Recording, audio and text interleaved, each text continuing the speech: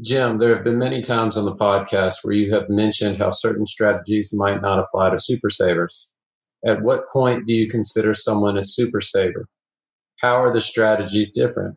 I've been blessed to work myself into a position where I'm 39, debt free, and can invest an additional 300 to 400,000 a year in addition to the 57,000 in my 401k.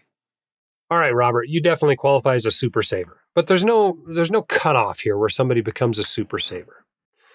The concept we're talking about here most of the time is whether you should do Roth 401k contributions or traditional tax-deferred 401k contributions. A typical physician in their peak earning years is going to want to do tax-deferred contributions. And the reason why is that you get that tax deduction when you put the money in at a very high rate, at your marginal tax rate during your highest income years.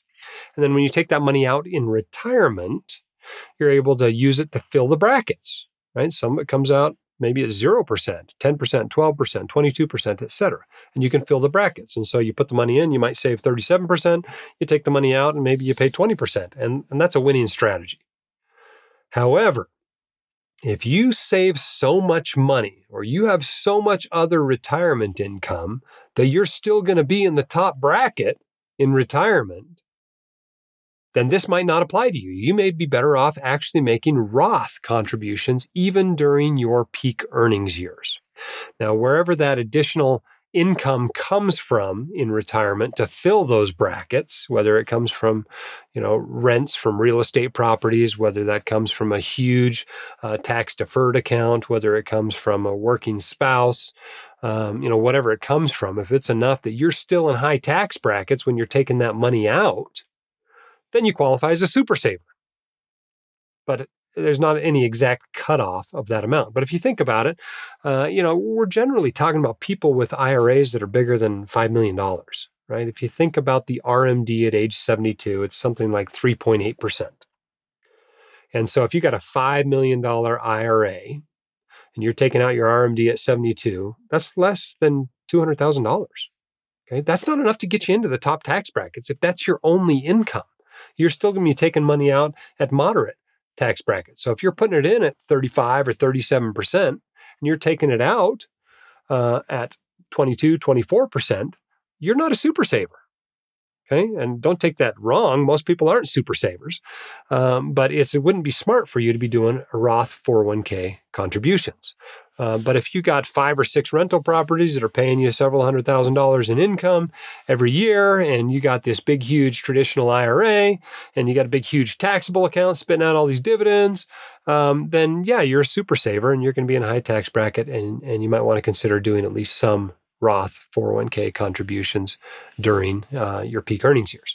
Now, are there other things that apply? Sure. When you have a lot of money, you don't care as much about certain things, like your investment return. You might care more about asset protection than you do about your investment return. And so you may, do some things that give you additional asset protection, even if they cost you more in taxes or they cost you more in your investment return. You may also want to be looking at estate planning issues. If you have so much money that you're going to have an estate tax problem, right now, that's an estate of more than 24 million when you die if you're married, 12 million if you're not married. You may want to make some other changes as well. Super savers often have estate tax problems.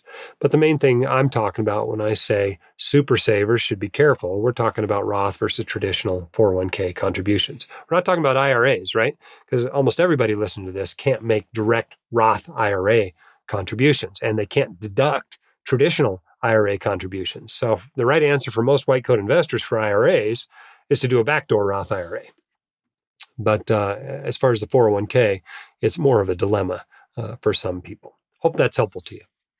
If you want your questions answered by the White Coat Investor, record your question at whitecoatinvestor.com/YQA or click the link in the description. My dad, your host, Dr. Dolly, is a practicing emergency physician, blogger, author, and podcaster. He is not a licensed accountant, attorney, or financial advisor, so this podcast is for your entertainment and information only and should not be considered official, personalized financial advice.